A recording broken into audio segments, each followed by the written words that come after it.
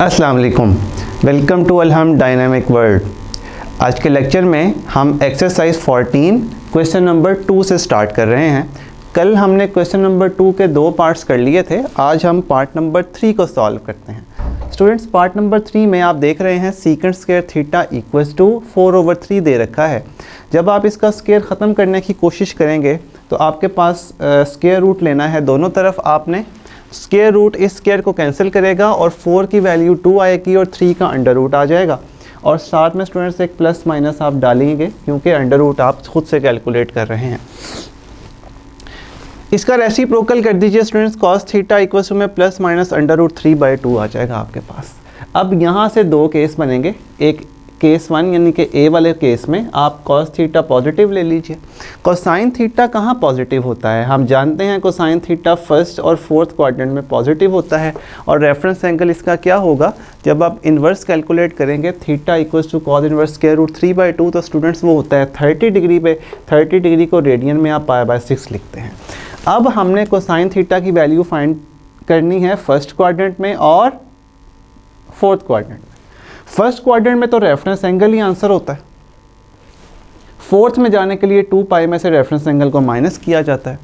जब आप 2π में से π/6 माइनस करेंगे तो आंसर विल बी 11π/6। अब बी पार्ट आ जाइए। बी पार्ट में आप ये नेगेटिव वैल्यू लेंगे। Cosine theta is negative in second and third quadrant with reference angle π/6। Reference angle तो वही रहेगा। अब क्वाड्रेंट 2 में जाने के लिए स्टूडेंट्स आप पाई में से रेफरेंस एंगल को माइनस करते हैं। जब आप पाई में से π/6 को माइनस करते हैं तो आपके पास आंसर आता है एलसीएम करके 5π/6। थर्ड क्वाड्रेंट में जाने के लिए आप पाई में π/6 ऐड करेंगे, आंसर आएगा 7π/6।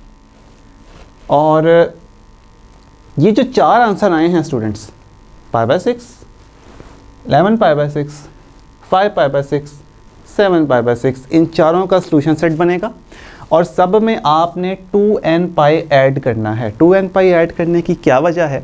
इसकी वजह स्टूडेंट्स ये है कि ये एक तो जनरल सॉल्यूशन मांगा जा रहा है और दूसरा कि जब भी आप देखें तो π/6 अकेला सॉल्यूशन नहीं है जिस पे आंसर अंडर रूट 3/2 आएगा। आप इसको रोटेट करें, मतलब एक दफ़ा इसमें 2π ऐड करें तो तब भी जो आंसर आएगा वो अंडर रूट 3/2 आएगा। फिर आप उसमें 2π और ऐड करें, फिर अंडर रूट 3/2। मतलब ये अंडर रूट 3/2 एक आंसर नहीं मिलेगा, ये इनफाइनाइटली बहुत सारे नंबर्स में आंसर मिलेगा। तो हमने इसलिए जर्नल करके लिख दिया प्लस 2nπ। आप n की वैल्यू ऐड करते रहें 1 2 3 4 5 और यहाँ से आपको डिफरेंट सॉल्यूशंस मिलते रहेंगे। वो सारे के सारे सॉल्यूशन आपकी इन वैल्यूज़ को सेटिस्फाई करते हैं। तो इसका मतलब है कि हम चारों को 2nπ ऐड करके लिख देंगे। दरमियान में यूनियन डाल रखा है और बता दिया है कि n बेसिकली क्या है, इंटीजर। पॉजिटिव के लिए भी ठीक है और नेगेटिव के लिए भी ठीक है। फोर्थ पार्ट आप कर लीजिएगा। Cot square theta equals to 1/3 under root 1/√3 आएगा। यहाँ से इसको सीधा किया तो tan theta under root 3 plus minus का दो केस बने, एक अंडर रूट 3 और एक minus under root 3। Under root 3 के ऊपर जब आप इन्वर्स कैलकुलेट करते हैं तो थीटा की वैल्यू π/3 आती है, मतलब रेफरेंस एंगल π/3 निकलेगा। और जब प्लस की वैल्यू है तो कहाँ कहाँ पे आंसर मिलेंगे? फर्स्ट और थर्ड क्वाड्रेंट में। और जब नेगेटिव वैल्यू है तो कहाँ कहाँ मिलेंगे? सेकंड और फोर्थ क्वाड्रेंट में। आप जानते हैं फर्स्ट में तो यही आंसर मिल जाएगा। थर्ड में जाने के लिए आपको पाई में ये ऐड करना पड़ेगा। सेकंड में जाने के लिए आपको पाई में से ये माइनस करना पड़ेगा और फोर्थ में जाने के लिए आपको 2π में से ये माइनस करना पड़ेगा। चारों आंसर आप लिख लीजिएगा। अगर कोई रिपीट होता हुआ तो आप सॉल्यूशन में से उसको निकाल दीजिएगा। ये स्टूडेंट्स क्वेश्चन नंबर 2 कंप्लीट हुआ। क्वेश्चन नंबर 3 में 3 tan square theta plus 2√3 tan theta plus 1 equals to 0, एक क्वाड्रेटिक इक्वेशन और उसमें वेरिएबल कौन सा है जी? tan theta.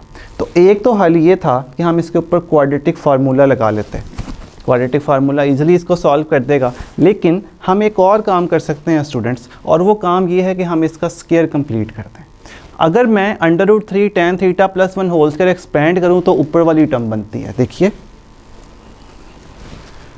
इसका square a square plus 2ab plus b square, और ये जो 3 है ना, अंडर रूट 3 का स्क्वायर 3 बनेगा और tan थीटा का स्क्वायर बनेगा, tan स्क्वायर थीटा बनेगा। मीन्स कि मैं इस पूरी की पूरी टर्म को ऐसे भी लिख सकता हूँ, कोई मसला नहीं है।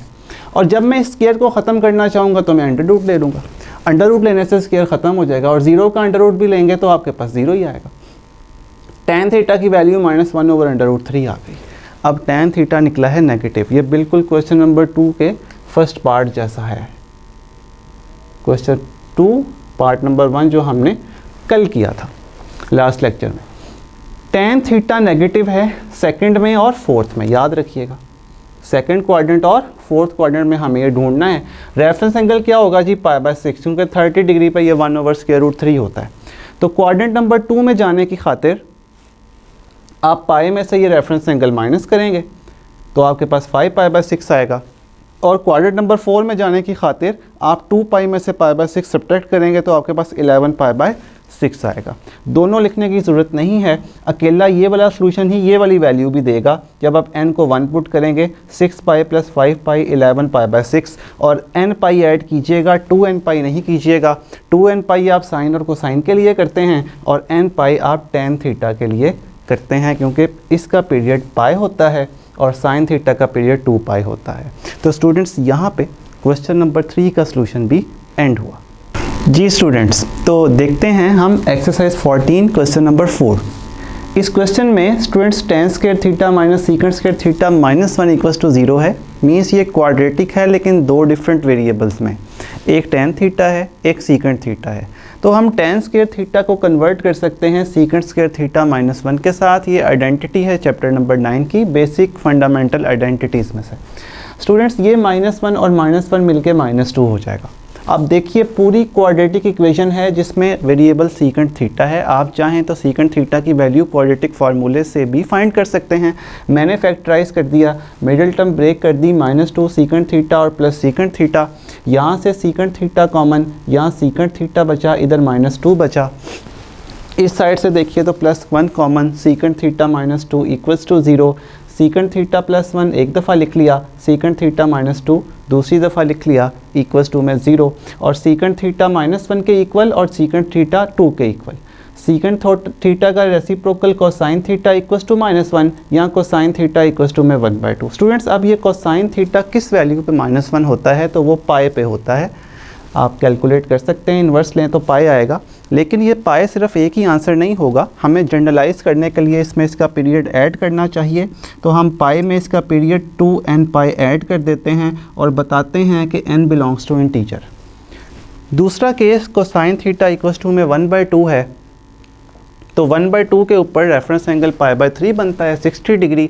और वो कहाँ कहाँ पॉजिटिव हैं स्टूडेंट्स, वो फर्स्ट में और फोर्थ में है, क्योंकि कोसाइन थीटा इन दोनों में पॉजिटिव होता है। इसका मतलब है फर्स्ट में तो रेफरेंस एंगल ही आंसर होगा, फोर्थ में जाने के लिए आपको 2π में से ये माइनस करना पड़ेगा, आंसर 5π/3 आएगा। एंड में सॉल्यूशन सेट में आप तीनों के तीनों सॉल्यूशंस को लिख दीजिए, यूनियन डाल के π/3 + 2nπ, 5π/3 + 2nπ और लास्ट में आ जाएगा π + 2nπ। ये आपका सॉल्यूशन सेट होगा and n belongs to integer. यहाँ पे students question number 4 finish. Question 5 में आप देखिए अगेन वही सिचुएशन, तो cos स्क्वायर थीटा को आप कन्वर्ट कीजिए 1 - sin स्क्वायर थीटा में। 2 sin theta +1 - sin square theta -1, ये दोनों आपस में कट जाएंगे। sin थीटा कॉमन आएगा, यहाँ पे 2 बचेगा, इधर sin थीटा बचेगा = में 0।